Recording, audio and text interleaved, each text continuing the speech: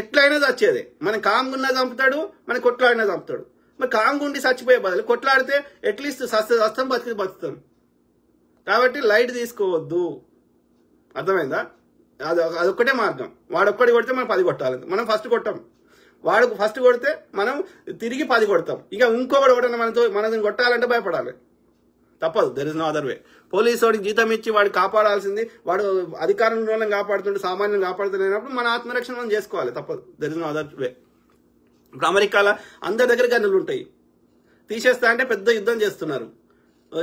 మా ఆత్మరక్షణ తీసేసాక నీకెక్కడదని. ఈ బ్రిటిష్ వాడు రాకముందు కూడా అందరి దగ్గర ఆయుధాలు ఉండేటి, ప్రజల దగ్గర ఉంటే ఏం చేసిండు, అప్పుడు 1857లో తిరుగుబాటు వచ్చినప్పుడు ఇక తట్టుకోలేకపోయిండు. అరే ఇలా ఇందరి దగ్గర ఉంటే మనం కొట్లాడలేమని చెప్పి అప్పుడు ఈ బ్రిటిష్ వాడు ఇండియన్ పోలీస్ వ్యవస్థని ఏర్పాటు చేసి ఎవరి దగ్గర ఆయుధాలు ఉండొద్దు అని అప్పుడు చట్టం తెచ్చిండు. ఎందుకంటే వీళ్ళ దగ్గర ఆయుధాలు ఉంటే వీళ్ళని కంట్రోల్ చేయలేమని.